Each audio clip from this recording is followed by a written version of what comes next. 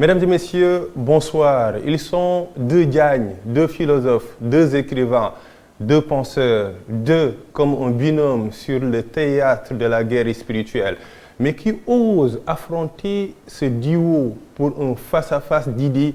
Ils ont une force de construction massive. Ils opèrent sur plusieurs théâtres d'opération avec des munitions écrites comme verbales. Leur cible, la connaissance, leur ennemi, l'ignorance. Deux soldats de l'esprit dans belle ligne pour une conversation inédite dans le paysage littéraire sénégalais.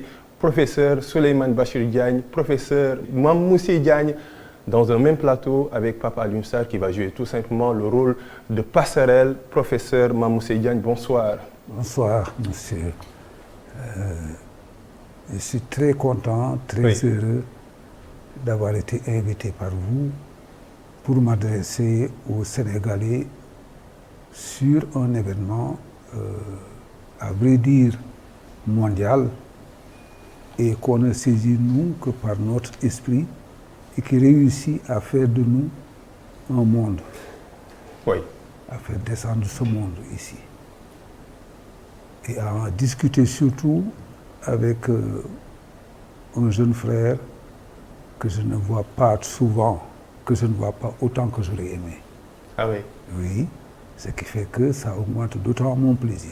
Il se nomme professeur Souleymane Bachir Diagne, bonjour. Bonjour. Un plaisir de vous recevoir. Plaisir, immense plaisir de vous recevoir. Tout le plaisir est pour moi. Je suis ravi de pouvoir m'adresser à travers votre chaîne à la classe intellectuelle sénégalaise. Je suis également heureux, plus qu'heureux, d'être ici à côté de mon grand frère Mamoussé pour parler des sujets importants que vous avez envisagés pour nous. C'est entre le maître et l'élève, ou l'élève a dépassé son maître. Je jouais un peu dans les coulisses. Je reste éternellement son jeune frère. C'est lui qui m'a guidé, c'est mon mentor. Voilà. Non, je dis que c'est par une sorte d'esprit d'humilité que Bachir le dit. Aujourd'hui, tout le monde connaît cet homme, tout le monde connaît sa dimension, où tout le monde devine par-delà cette humilité ce qu'il représente réellement pour notre pays. Et ça, j'en suis fier.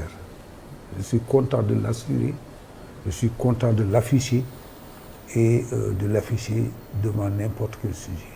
La conversation démarre déjà. Le principe est simple. Nous allons discuter autour des thématiques qui sont là, les thématiques. Et on va commencer par cette sorte d'injonction. Lis, professeur Souleymane Bachir Diagne, cette injonction qui figure dans le texte coranique et qui est adressée à un homme, le meilleur des hommes. Mais cette injonction, lis, est-elle universelle? Elle devrait l'être. Elle devrait être universelle. Vous avez raison de dire que c'est la première injonction qui a été adressée au meilleur des hommes par Dieu. Oui. Et il est intéressant d'ailleurs de voir que le mot qui lui correspond en arabe, l'injonction en arabe, iqra, peut signifier lis ou récite, etc. En tout cas, c'est une injonction à aller chercher le savoir. Et il est heureux que cette injonction qui devrait être universelle ait été la première phrase, le premier mot du texte de la révélation coranique. Et cela nous confie à nous autres musulmans une responsabilité énorme qui est d'être ceux qui doivent toujours rechercher la parole de connaissance, la parole de sagesse et nous interroger toujours pour savoir si nous sommes véritablement dans cette direction-là. Mais elle traverse les religions. Elle traverse les religions.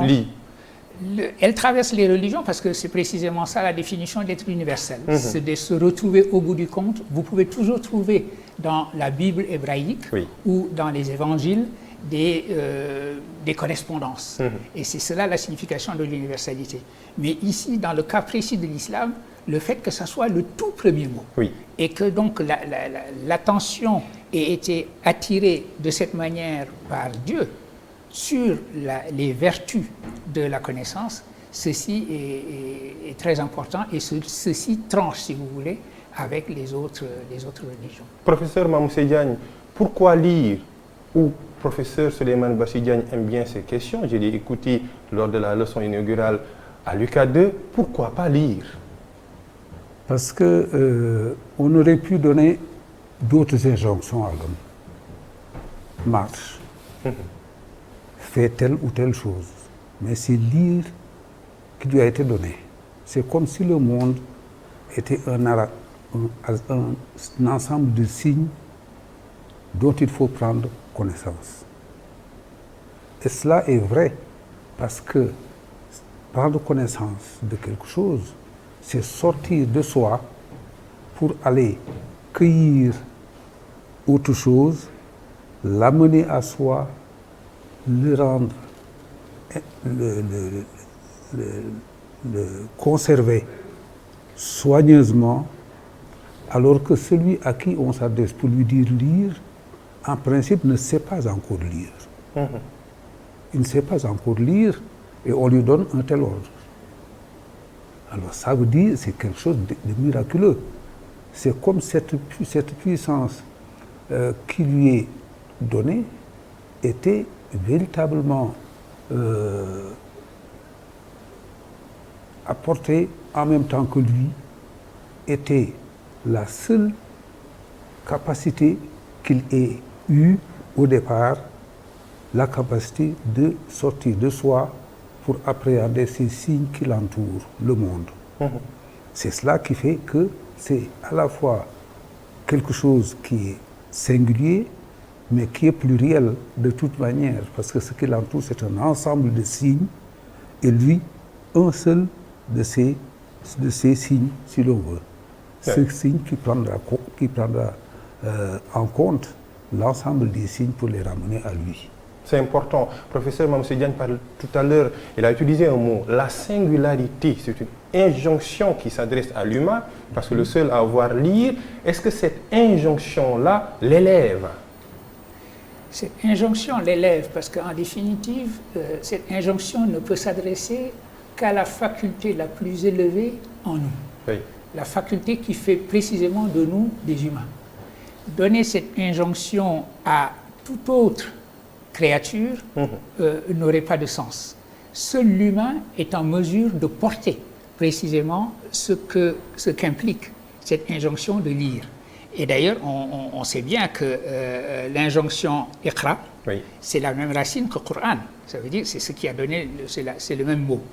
Et précisément, dans le texte, il est également dit qu'aucune autre créature ne peut porter le Coran, ne peut porter la mana, oui, que Dieu voulait faire descendre sur cette terre.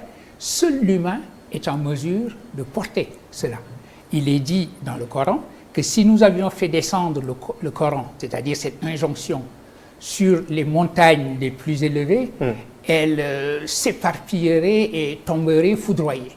Seul l'être humain peut recevoir cette injonction, et parce que précisément l'humain a le dépôt en lui, le dépôt divin, de ce qui lui permet, cette faculté précisément qui lui permet de recevoir une telle injonction. Donc est-ce qu'on peut dire, par présomption, que le contraire de l'humain, c'est de ne pas lire, par exemple? Mais oui, alors la conclusion qu'on peut en tirer, effectivement, c'est que la lecture, oui, est ce qui fait l'humanité de l'humain, de ce point de vue-là. Et donc, voilà, oui, ça fait une responsabilité, non?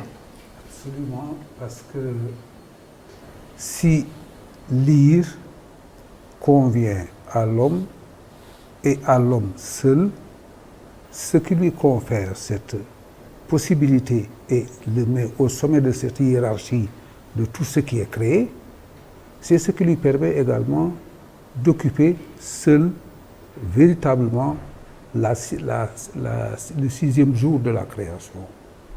Le 7e jour, excusez-moi. Dieu a créé le monde, mais il l'a créé en 6 jours en réalité. Il arrive qu'on dise en 7 jours, non, c'est en 6 jours. Mais le 7e jour est occupé par la créature qu'il a créée à son image et à sa ressemblance. Quand on se pose la question à l'image et à la ressemblance de Dieu, mais c'est impossible. On se rend compte qu'il a créé un être capable de lire et de répéter ce que seul Dieu peut faire. Et c'est pour ça qu'il est sa carte d'identité.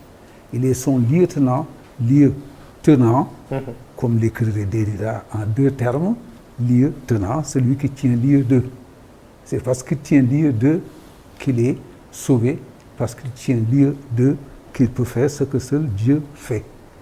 Et donc, les autres sont disqualifiés par la même. Donc vous êtes d'accord que la non-lecture ou ne pas lire peut être le contraire de l'humain? Absolument, c'est la distinction absolue. Oui. C'est la distinction absolument des autres créatures, parce qu'il est à l'image et à la ressemblance de Dieu. Il est son représentant sur terre, et c'est bien pour cette raison-là qu'il peut lire ce que les autres ne peuvent pas faire. Ouvrir un livre est si simple et si compliqué, professeur Souleymane Bachir Diagne. Pourquoi? C'est simple d'ouvrir un livre, mais c'est compliqué également d'ouvrir un livre, surtout aujourd'hui dans une société de transmutation. Ben oui, parce qu'évidemment, il est toujours plus simple de prendre par exemple ces informations sur son téléphone plutôt que de lire. Parce que le geste d'ouvrir un livre, évidemment, est un geste simple, qui devrait être simple. Mais il y a un travail. La raison pour laquelle la lecture est ce qui favorise chez nous la faculté la plus élevée en nous. D'abord, qui s'adresse à la faculté la plus élevée en nous, et en plus développe cette faculté, c'est que la lecture est un travail. Vous vous retrouvez devant des dessins de lettres. Vous constituez à partir de ces dessins de lettres la signification de mots, vous accolez ces mots pour leur donner une signification, votre esprit travaille et transforme ce que vous êtes en train de voir en une signification. Il y a presque une sorte de spiritualisation de la matière écrite. Et ça, c'est du travail. Alors, à la différence de l'image, vous n'avez pas besoin de travailler. Vous êtes capté par l'image, elle porte sur elle-même sa signification est immédiatement là. C'est la raison d'ailleurs pour laquelle les images sont fascinantes pour les enfants. Et malheureusement, beaucoup de parents utilisent ces images de la télévision pour calmer leurs enfants. Vous les mettez devant la télévision, ils sont captivés par ces images-là. Avec ses conséquences. Avec ses conséquences. Je suis sûr que nos amis psychologues interdiraient ce genre de choses. Alors que la lecture, c'est un travail. On constitue du sens à partir d'éléments qui ne ressemblent absolument pas à ce qu'ils signifient. Le mot ombre, écrit O-M-B-R-E, n'a rien à voir avec l'ombre. Et pourtant, en lisant O-M-B-R-E, j'évoque la signification ombre, je la construis, je travaille à faire émerger la signification ombre à partir d'éléments matériels qui n'ont rien à voir avec l'ombre. Tandis que l'ombre à la télévision, je vois l'ombre à la télévision. Voilà. Comment faire, professeur Mamoussé Diagne, pour que les livres nous captent, on capte les livres? Il a sorti un peu le mot captation. Il a sorti le mot captation et il a sorti le mot capter, l'ombre. Et il a dit qu'à un moment donné, l'ombre, on le voit. C'est avec les yeux que nous lisons, justement, en recomposant un sens qui n'est pas donné, qui ne sera jamais donné, mais qui sera toujours le résultat d'un travail. Ce travail se fait à partir du sens le plus noble, d'après Aristote, c'est avec l'œil, qui seul capte à distance, justement.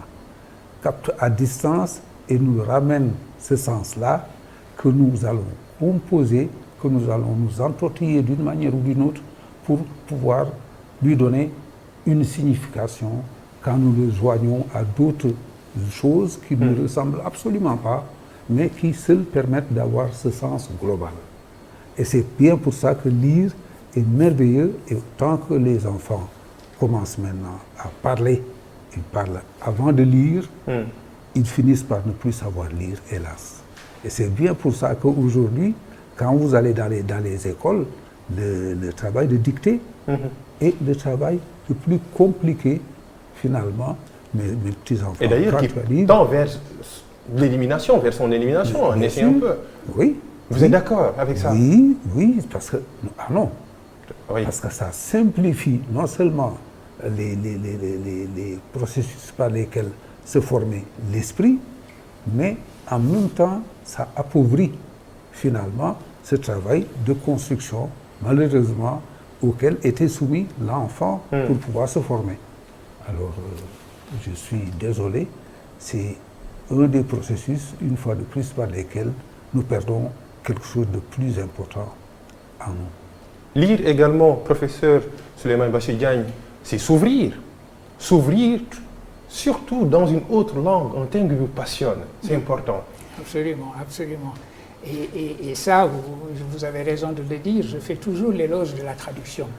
Parce que lire, c'est d'abord s'ouvrir à des mondes. Oui. Vous avez là, à l'intérieur d'un parallélépipède fini, vous avez la possibilité de vous évader dans d'autres mondes. Oui. Je vais d'ailleurs vous confier une chose, une des littératures que j'adore quand je suis en vacances, ou quand j'essaye de l'être, parce que j'ai du mal à être en vacances, c'est la science-fiction. Ah oui. Et ça vous transporte dans des mondes complètement différents. Et c'est au fond un ensemble fini de mots qui vous permettent de vivre dans des mondes autres. Mais alors ce que vous dites là aussi, c'est que lire, faire l'expérience de lire dans d'autres langues, Oui. de se déporter dans le monde que porte une langue. Parce qu'une langue, ce n'est pas simplement un outil de communication, c'est une certaine manière d'appréhender le réel. C'est un monde à soi. Et donc, passer d'une langue à l'autre, c'est faire l'expérience de deux mondes différents, de deux manières de dire. Quelqu'un comme Moussé ou comme moi, qui vivons entre plusieurs langues, il a parlé d'Aristote tout à l'heure, il le dirait en grec aussi, et puis il regarderait la traduction française, etc. On fait toujours cette expérience d'un décentrement, et c'est ça qui est important. Ce qui est important, c'est la capacité de se décentrer, de mieux connaître sa langue propre, parce qu'on connaît une autre langue. Si vous ne connaissez que votre langue, vous ne la connaissez pas. Parce que vous n'avez aucun élément de comparaison. Vous ne vous rendez pas compte, par exemple, que la manière dont vous dites une chose dans votre langue est radicalement différente de la manière dont elle se dit dans une autre langue. Oui. Et quand vous avez cette capacité de vous décentrer, de passer d'une langue à l'autre, c'est véritablement un développement de l'intelligence qui se passe de ce point de vue-là, parce que c'est un développement de la capacité de se décentrer. Et c'est en cela que le bilinguisme, le multilinguisme est une bonne chose. C'est en cela qu'il faut avoir plus d'une langue, toujours plus d'une langue. Il parlait tout à l'heure de Derrida, c'est la devise de Derrida, c'est la définition que Derrida donne de la déconstruction. Plus d'une langue. Il y a toujours plus d'une langue, y compris d'ailleurs à l'intérieur d'une seule et même langue. Et c'est ça qui est important dans la traduction, ce que j'appelle dans mon travail penser de langue à langue. Oui. Voilà. C'est important. Et les langues locales dans tout cela, Alors, lire nos langues locales par exemple. il vient de parler de ce dont je fais l'expérience tous les jours, à chaque instant, lorsque je veux m'amuser avec ma femme qui ne parle pas Wolof. Au bout de 40 ans, elle ne parle pas un Wolof net et clair. Et il m'arrive, pour pouvoir faire le détour de ce que je veux dire, de ce que je veux signifier à la maison, de m'adresser à un de mes petits-enfants en Wolof. Simplement, elle est perdue. Elle dit qu'est-ce que vous complotez. Le complot n'est qu'une manière de détourner finalement un objet, de le détourner à l'autre par l'intermédiaire de la seule langue. La puissance du langage vient de là. Parce que c'est se transporter et transporter un univers et faire en sorte que ça échappe à celui qui n'accède pas à la langue qui commande cet univers. Et c'est ce que Bachir fait sur le travail qui consiste dans la traduction, qui consiste à partir de l'anglais vers le français, du français vers l'anglais, à faire ce va-et-vient régulier. Moi, c'est ce que je pratique tous les jours dans le vécu de ma maison. Et je fais tout en réalité pour ne pas le faire cesser. Parce que nous avons comme voisins des professeurs d'université qui s'attestent à elle en français parce qu'ils savent qu'elle parle français. Et par facilité, simplement, elle suit. Elle ne se tue pas à apprendre autrement le Wolof. Elle dit que le Wolof est trop compliqué. Alors que lorsque elle s'adressait à son oncle Kizerou ou bien aux gens de sa tribu, simplement, c'était l'inverse. Et donc, voilà ce que ça signifie. Ce que ça signifie, c'est déjà la plongée dans la diversité. Et nos langues locales, j'en parlais tout à l'heure. Comment lire nos langues locales? On ne l'apprend pas dans les classes, professeur Souleymane Bachir Diagne. Et risque d'en pâtir. On devrait. Il faudrait que les langues locales soient entrent dans nos apprentissages. On le sait, j'ai parlé tout à l'heure de nos psychologues. Les psychologues le disent aussi. Je crois qu'ils s'entendent là-dessus. Il est bon que les premiers apprentissages de l'enfant soient en continuité avec la langue qui est parlée à la maison. C'est déjà une chose importante. Mais cela étant dit, il ne faut pas, outre mesure, vous savez, insister sur l'idée qu'une langue est maternelle. Vous pouvez, les linguistes aujourd'hui préfèrent parler de la langue première, de la langue seconde, de la langue troisième, plutôt que de parler de langue maternelle. Pourquoi? Mais parce que, par exemple, je connais bien André-Marie et la femme de Mousset, et je suis sûr qu'elle comprend infiniment mieux le Wolof que ce qu'ils nous ont dit. Mais par exemple, les enfants, Wiki, etc., dira-t-on que leur langue maternelle c'est le Wolof? Oui et non, puisque la langue de leur mère n'est pas le Wolof, mais la langue première qu'ils parlent, c'est le Wolof. Voilà, je me permets de prendre cet exemple-là pour dire qu'il vaut mieux parler de langue première, de langue seconde. Si je prends mon propre exemple, d'une certaine façon, j'ai appris à peu près en même temps le Wolof, le français, le créole et le Diola. Simplement parce que j'ai grandi à Ziguinchor dans mes premiers âges. Et Ziguinchor, la Casamance de manière générale, c'est un endroit justement où tout le monde fait l'expérience de ce que je disais tout à l'heure. C'est très rare de voir quelqu'un qui ne parle pas 2, 3 langues dans cette région. Et ça donne un décentrement, ça développe des capacités intellectuelles très importantes. Ce n'est pas un hasard, je crois, si les très bons résultats que l'on connaît dans nos différents examens mettent sur la sellette Ziguinchor, par exemple. Oui. Parce qu'il y a là une souplesse mentale qui se développe dès lors qu'on est capable de passer d'une langue à une autre. Et c'est une chose qu'il faut que nous cultivions, évidemment. Et la meilleure manière de le cultiver, c'est de faire en sorte que nous ayons un système éducatif construit sur le pluralisme linguistique.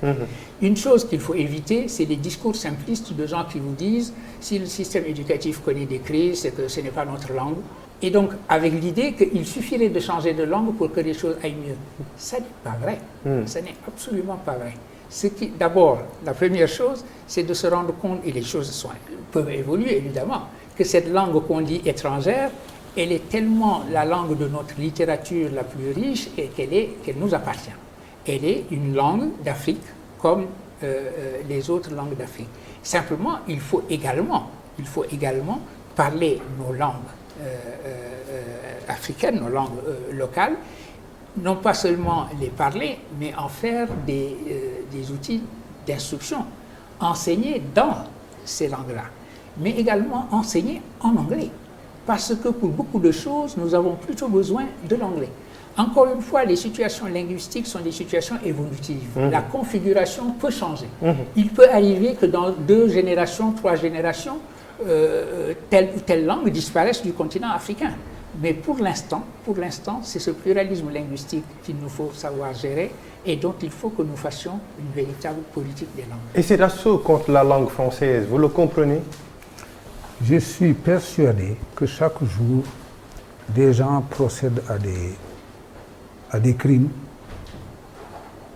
en faisant en sorte d'éloigner les enfants de toutes les langues qu'ils peuvent apprendre, qu'ils sont à leur portée aujourd'hui, de l'énorme chance qu'ils ont d'être des bouches ouvertes à tous les mets, de leur interdire purement et simplement de parler Wolof même. Je ne parle pas du français, c'est encore loin de parler du Wolof, très voisin. Alors c'est encore pire, je dis, parce que l'avenir appartient de toute manière à cette créature, à ce pluralisme des langues, des pensées que nous ne devons pas perdre, dont nous devons toujours retenir ce que nous pouvons en retenir. Parce que dans le futur, celui qui parle plusieurs langues, c'est celui qui est un pont. c'est un pont qu'il est, il peut se tourner vers celui-ci, vers celui-ci, vers celui-là. Il est capable de constituer une transition. Parce que parler une langue, ce n'est pas seulement la traduire, c'est penser à l'intérieur de cette langue. Et avoir des pensées, des systèmes de pensée différents, avoir des articulations différentes des pensées et arriver à les multiplier, c'est arriver finalement à parler mal chacune d'elles. Parler mal chacune d'elles, c'est parler en réalité comme il faut la totalité. Moi, je ne connais que le tout, finalement, et ce tout-là est multicolore. Exactement. Sans transition, nous allons passer à l'autre thème. Violence sans transition, parce qu'entre la lecture et la violence, une grande muraille de Chine. La violence, elle est partout, professeur Souleymane Bachir Diagne, même à l'hémicycle. Avez-vous ces vidéos? Malheureusement, je les ai vues. Et quelle réaction? Quelle a été votre première réaction? Ma première réaction, c'était de me dire, j'aurais souhaité qu'il y ait une fonction effacée, parce que vous savez, dans les ordinateurs, il y a des fonctions effacées, delete. J'aurais souhaité qu'il y ait une fonction effacée pour que je ne vois pas ce que j'ai vu. C'était quand même quelque chose d'assez ahurissant, malheureusement, et d'assez triste. Et ça traduit quoi? Quelle lecture? C'est une chose, ça dit quelque chose de notre société, malheureusement. Vous savez, je vais vous raconter une histoire qui ressemble, et vous allez comprendre pourquoi je vous dis cette histoire-là. Quand je venais d'arriver à l'université Cheikh Anta Diop de Dakar, j'ai été coopté, le Sud-Est faisait ça, le syndicat du Sud-Est, les nouveaux étaient cooptés pour aller représenter les enseignants à l'assemblée de faculté, la salle du conseil. Mais la salle du conseil m'impressionnait. Quand j'entrais dans la salle du conseil, si je demandais à prendre la parole, j'avais la voix qui tremblait parce que j'étais impressionné par cette salle du conseil. Je me disais, la salle du conseil, c'est la salle académique par excellence. Les plus grands professeurs se sont réunis ici et ont débattu de questions académiques importantes. Et pendant le cours de ma présence dans ce conseil de faculté, j'ai assisté un jour à une scène absolument incroyable. Un représentant d'étudiants a cassé une bouteille au coin d'une table et s'est mis à menacer un autre étudiant parce qu'il n'était pas d'accord. Et je me suis dit, voilà un lieu qui, moi, m'impressionne. Je suis professeur, j'étais à l'époque assistant ou quelque chose comme ça. Et ce jeune n'a aucun sens du caractère institutionnel de cette chose. Après tout, c'est une salle. Si vous ouvrez cette salle, ce sont des chaises et une table ronde. Ce n'est rien. Mais c'est toute une histoire. C'est une signification institutionnelle. Et ça, c'est essentiel. Nous ne nous rendons pas compte que la seule barrière entre nous et la jungle, entre nous et l'état de nature, ce sont les institutions. C'est la raison pour laquelle nous devons tenir aux institutions comme à la prunelle de nos yeux. Et dès lors que les institutions elles-mêmes, nous les traitons par-dessus la jambe, ou nous considérons qu'elles n'ont absolument aucune importance, évidemment, nous pouvons laisser libre cours à nos sentiments les pires. Parce que nous parlions tout à l'heure de la faculté la plus élevée en l'humain, et c'est peut-être ça la transition entre les deux thèmes. La faculté la plus élevée en l'humain, c'est la faculté qui mène l'humain à lire. Mais nous avons également un côté animal. Et ce côté animal, précisément, qui est tenu en bride par les institutions, dès lors que nous nous mettons à remettre en question les institutions à tout propos, il n'y a plus de digue particulière pour une violence. Et donc, j'ai repensé, moi, à cette scène que j'ai vécue. Là aussi, j'aurais préféré l'effacer de ma mémoire lorsque j'ai regardé sur les écrans de télévision ce qui s'est passé à l'hémicycle. Qu'est-ce qu'elle cache, cette violence, à l'hémicycle, professeur Mamoussy Diagne? Elle cache quelque chose de très ancien qui est né avec l'homme même. La légende humaine commence avec ses deux frères, Caïn et Abel.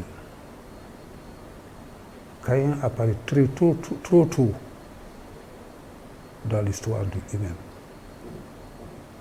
Tuer son propre frère, il n'y a rien de plus horrible. Parce que c'est tuer sa moitié tout en continuant à cheminer avec ça. On dit que la main tendue exclut le coup de poing. Si vous tendez la main à quelqu'un, que ce soit dans le sens du salut, dans le sens de la prière, cela exclut que vous vous battiez. Se battre, au contraire, exclut ces choses-là. Et c'est l'état de nature réel qui apparaît, c'est-à-dire le contraire même de la civilisation. Et la scène que racontait Bachir, c'est l'état de nature qui intervient dans l'état civil pour le nier en tant que tel, même si ça ne va pas jusqu'au bout, même si les gens arrivent à séparer ceux qui veulent affronter, l'affrontement est déjà parti. Dans le propos, dans l'intention, est déjà parti pour s'achever, pour se heurter contre un mur. Et c'est bien pour ça qu'on a créé les prisons. Pour arrêter quelque chose, on a créé un lieu où l'enfermer. Parce que seul un lieu clos peut faire arrêter cette violence. Et la violence, c'est l'inverse de la civilisation. Et pourtant, les grands héros, les grands penseurs comme Hegel pensent que c'est la violence qui, malheureusement, fait l'histoire. Fait accoucher l'histoire, violence accoucheuse de l'histoire. Oui, c'est terrible de le penser comme ça, mais c'est une violence accoucheuse d'histoire, donc une violence positive. D'une certaine manière, là, il y a quelque chose à penser qui n'est pas la violence bête qu'il a décrite. Parce que cette violence, elle est bête. Elle ferme l'histoire, par contre. Elle dit l'histoire est achevée. Et c'est bien pour cette raison-là que les hommes doivent toujours fouiller dans les éléments de violence qu'ils vivent pour voir celles qui sont accoucheuses et celles qui, malheureusement, se retournent contre cet accouchement positif de l'histoire. Et c'est pour ça que contre toute guerre, il y a l'anti-guerre, malheureusement. C'est important. Pour décoder ce mot, c'est une sorte d'estramaçon, cette épée à double tranchant. Il y a une force vitale, la vis, pour parler un peu de l'étymologie du mot violence, violentia vis, force vitale, qui peut être positive, mais il y a cette force destructrice que l'on voit, qui avance lentement mais sûrement sous nos cieux, professeur Souleymane Bachir Diagne. Oui. Et comme je dis, c'est dans notre nature. C'est dans notre nature. Et c'est la raison pour laquelle c'est le signe précisément de notre nature de pouvoir maîtriser ces forces-là et de pouvoir, d'une certaine façon, les orienter vers la capacité créatrice dont elles sont également porteuses. Le grand vient de le dire. Quand on parle de la violence accoucheuse de l'histoire, c'est une forme, si vous voulez, de force vive, une force qui va, comme disait Nietzsche, mais qui a besoin d'être canalisée en direction de sa capacité créatrice. Et c'est ce qui fait notre humanité. Ce n'est pas la négation de notre animalité. Ce serait absurde. Nous ne pouvons pas faire que nous ne soyons pas ce que nous sommes. Et par exemple, la violence peut exploser à tout propos. Vous savez, il suffit d'avoir un flot d'adrénaline, c'est presque chimique. Quelque chose se passe, dans la circulation, vous êtes un peu énervé, quelqu'un fait une manœuvre qu'il ne devait pas faire, vous avez de l'adrénaline et si vous ne faites pas attention, vous allez sortir une chose que vous allez regretter par la suite. C'est presque chimique. Alors, c'est précisément cela qui fait que ce qui nous définit comme humains, c'est la maîtrise que nous avons de ces forces qui sont en nous. Nous ne pouvons pas nier qu'elles soient en nous. C'est la raison pour laquelle il y a un hadith dans l'islam qui dit que le meilleur d'entre vous est celui qui peut tenir en bride sa colère lorsqu'elle intervient. Le hadith ne dit pas celui qui ne se met pas en colère. Parce que ce n'est pas possible de ne pas se mettre en colère. Encore une fois, c'est presque mécanique, c'est presque chimique. Mais celui qui peut tenir en bride sa colère, donc maîtriser sa propre colère, c'est celui-là qui fait signe d'une humanité supérieure. Et ça, c'est sur le plan individuel. Et sur le plan social, c'est ce que nous font les institutions. Les institutions nous permettent évidemment de tenir en bride la capacité de violence qui existe dans nos sociétés. Et c'est la raison pour laquelle, encore une fois, nous devons y tenir comme à la prunelle de nos yeux. Le lien est important. L'institution, elle devait servir de bouclier, hein, de garde-fou. Mais si la violence se passe dans ces lieux-là, on a atteint la saillie, c'est fini. Non, on essaye, l'homme a toujours tenté, par tous les moyens, par toutes les astuces, de façonner la violence, de lui trouver des murs, cette fois-ci non institutionnels, qui semblent être des pièges. C'est des creux où vient se nicher cette violence. Comme les vagues de la mer, on leur fait des digues. C'est ce qui crée le football dont on parle. Les équipes de football, c'est des ruses de la raison pour faire en sorte que la violence soit maîtrisée, soit dominée, soit coloriée autrement. Quand quelqu'un marque un but, Oui. et qu'on montre le visage d'un supporter, c'est terrible. On a l'impression que ce visage monté ailleurs, nous ne lisons que la violence, que la haine même, que le désir de détruire l'autre. Mais comme il est assis, on a payé pour ça, pour cette place. On s'est assis, on attend que ça se passe un spectacle, et un spectacle amusant. On a la lutte chez nous, par exemple. Oui, la lutte également. On a la lutte aussi. Et que se passe un spectacle amusant qui peut déroger à cet objectif, qui peut se déclencher et glisser ailleurs. C'est tellement fragile que nous sommes sur un rasoir. On peut tomber d'un côté ou de l'autre. Il suffit d'un souffle léger, quelquefois, pour que nous soyons dans l'autre camp, que nous n'avons pas voulu, et que nous passions le temps durement dans une prison, ou dans pire que ça, dans une geôle intérieure qu'est la conscience. C'est important, personne n'est épargné. Mais le mal, hein, à son paroxysme, c'est les images qui interviennent dans les télévisions, qu'on en écoute dans les postes de radio, qu'on a frappé quelqu'un, par exemple, une femme. Peut-être le mal, c'est le mauvais exemple que les auteurs-là offrent, non seulement à une nation, mais au monde entier, parce que la vidéo a été virale.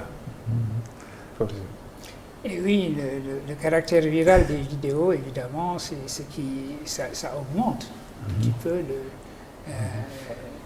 c'est comme s'il y avait une sorte de démultiplication de la violence, parce que précisément la vidéo de la violence circule. Mais les films également sont d'une très grande violence. Aujourd'hui, on a le sentiment que le vrai cinéma demande beaucoup d'hémoglobine, etc. Bon, il ne faut pas nécessairement le condamner. Je veux dire, la création, la créativité est ce qu'elle est.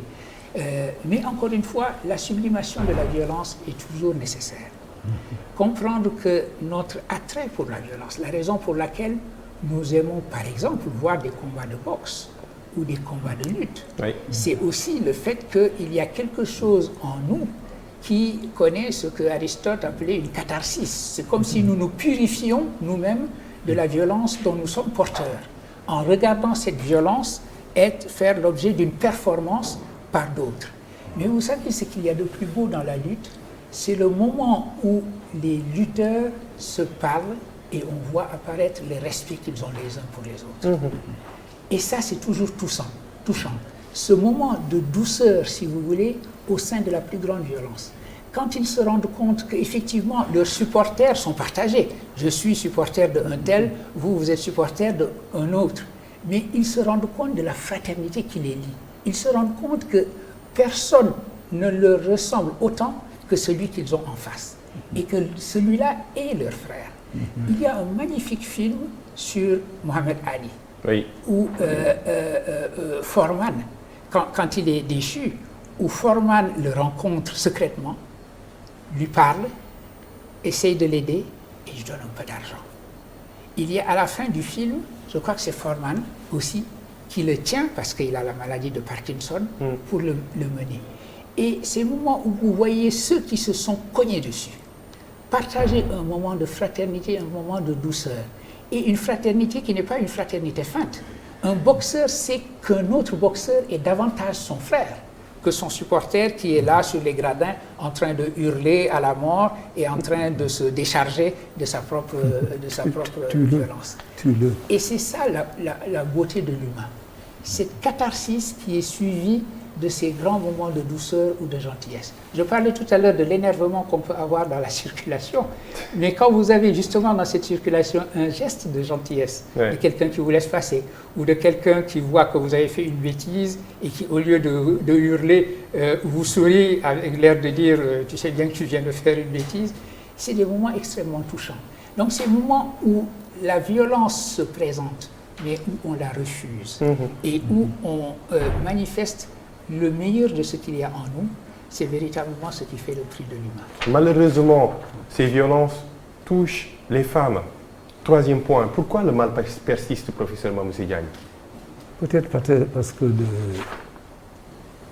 que les femmes sont perçues peut-être comme les êtres les plus faibles, sur qui peut s'exercer facilement la violence sans retenue, sans punition, et même quelquefois une violence qui peut être encouragée, et pas chez l'homme. Et à ce moment-là, quand ça se produit, on oublie tout ce que la femme peut représenter.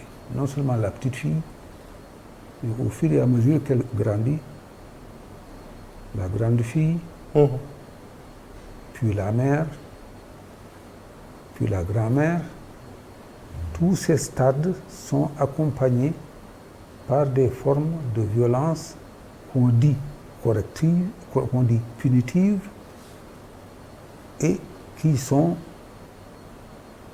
adaptées. On vous dit que c'est adapté à leur âge, simplement. Parce qu'elles ont osé transgresser un rituel. Parce qu'elles ont osé s'écarter d'un chemin.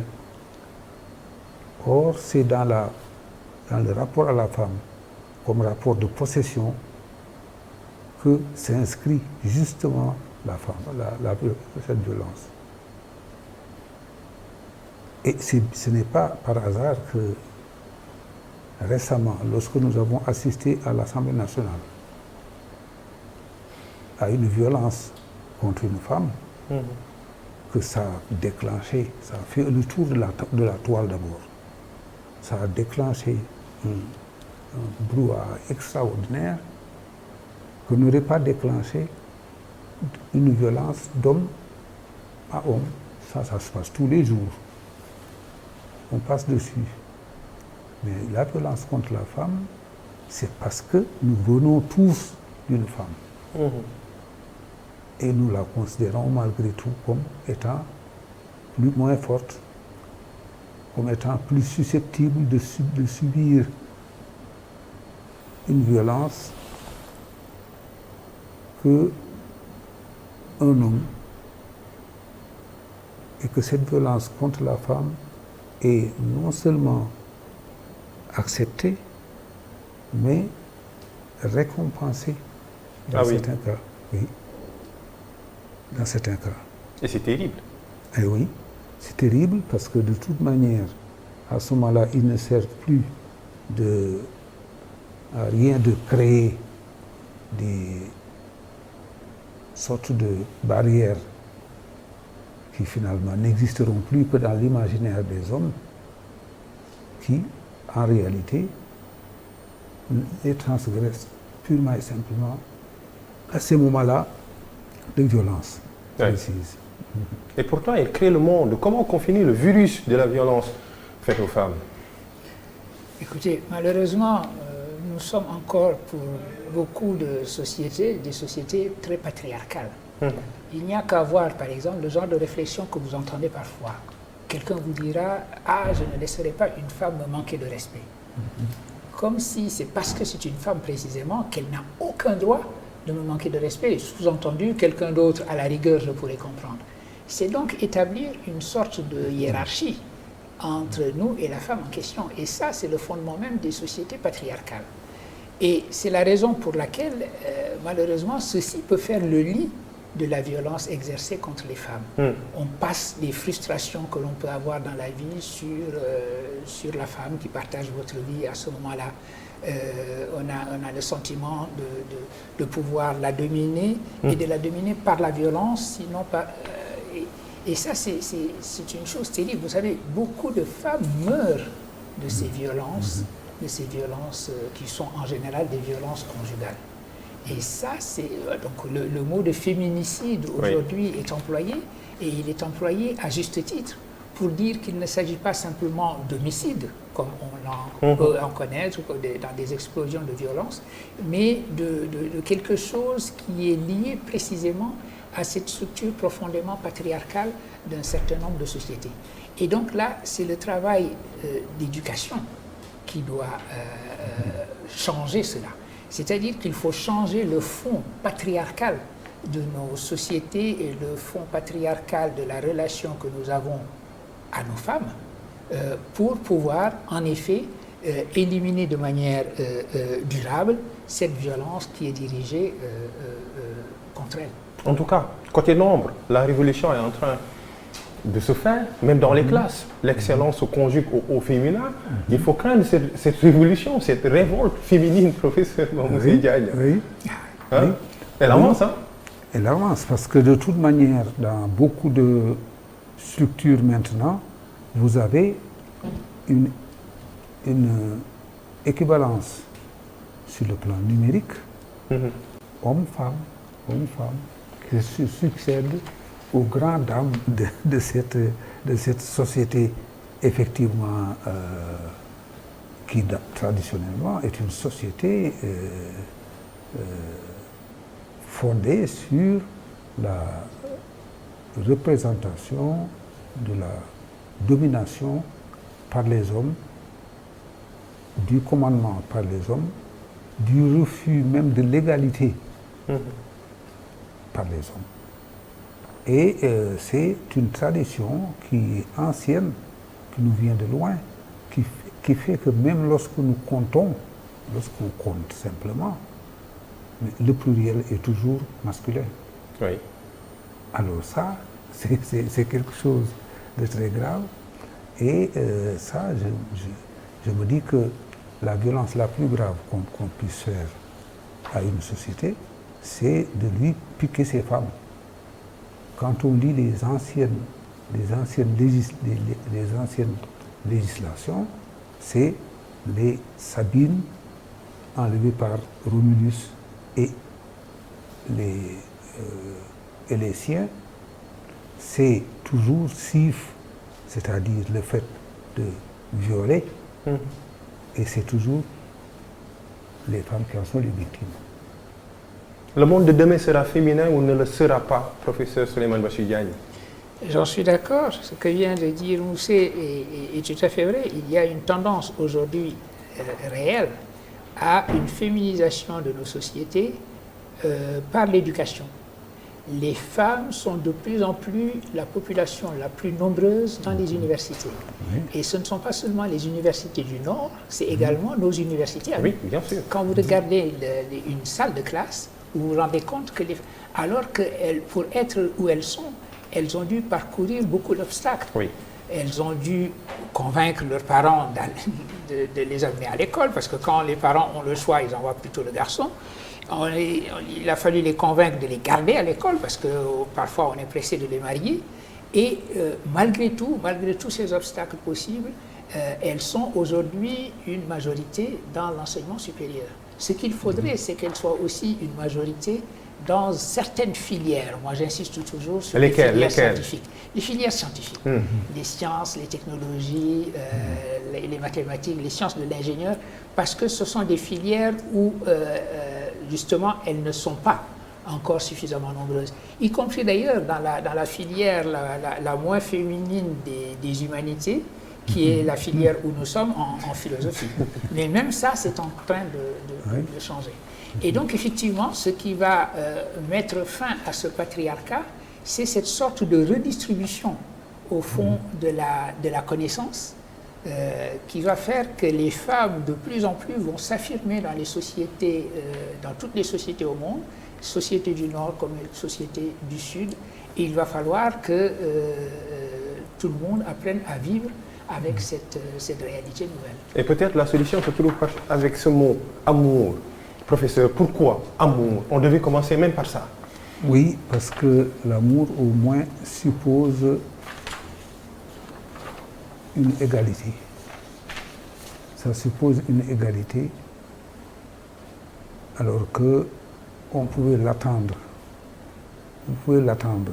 dans les sociétés patriarcales, on pouvait l'attendre comme venant des femmes. Non, mais l'amour maintenant est exigé par les femmes comme un don de leur union avec les hommes. Et comme l'amour est en principe sans recherche d'aucune domination, c'est peut-être ce qui va régler le problème. Les hommes et les femmes se retrouveront identiques,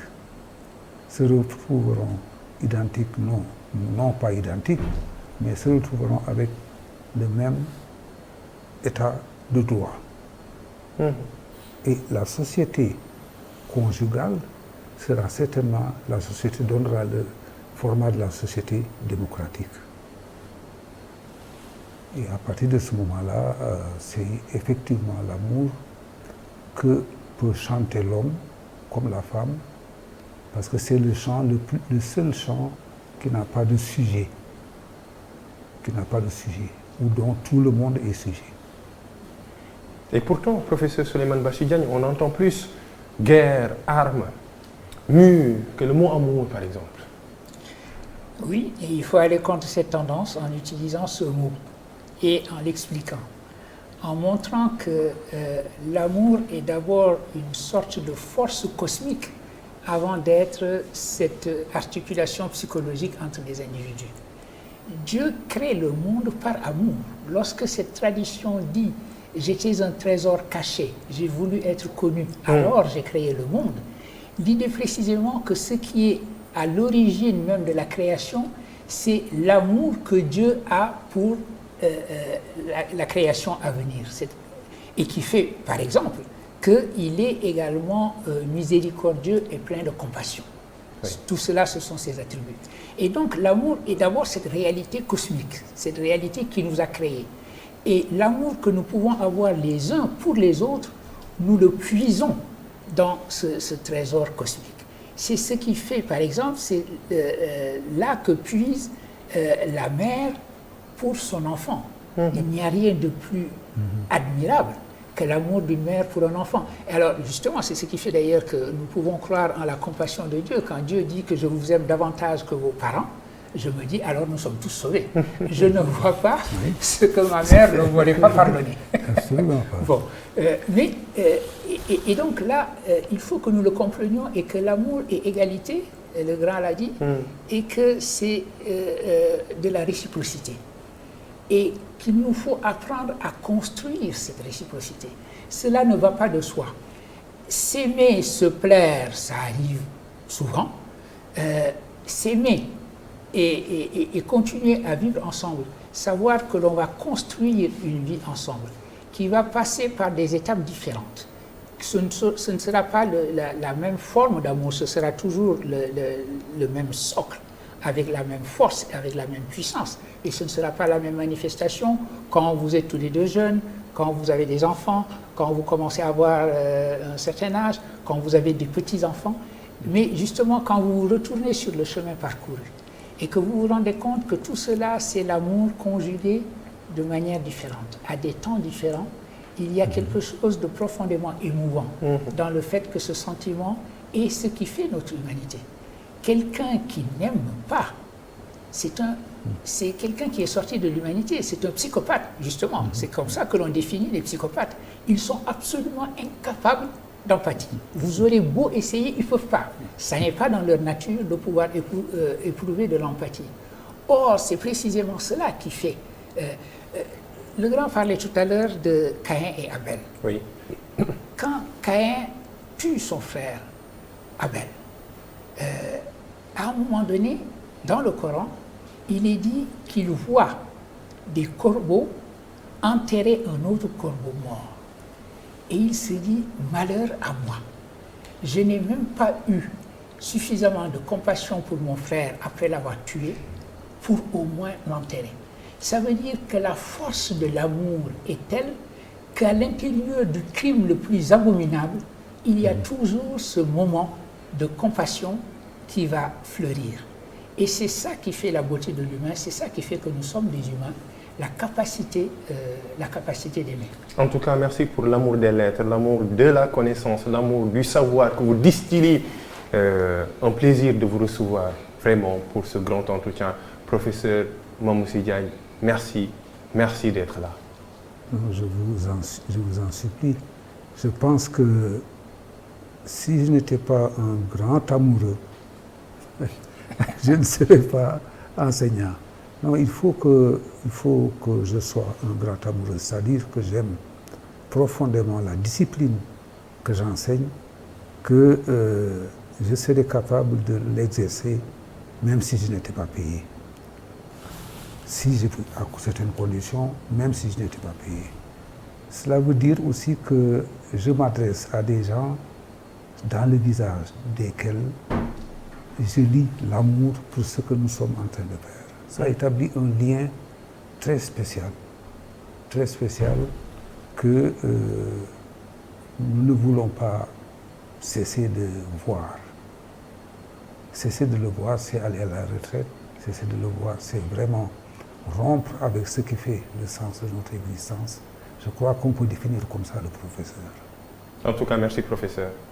Merci professeur Souleymane Bassy Diagne. Merci infiniment. Merci pour ce grand entretien. Merci également pour la noblesse anodine, celles et ceux qui nous ont aidés pour réaliser ce grand entretien. Professeur Souleymane Bassy Diagne, professeur Mamoussy Diagne sur ITV. Un immense plaisir d'être le présentateur de ce grand rendez-vous. Merci de nous suivre et continuez de suivre les programmes d'ITV.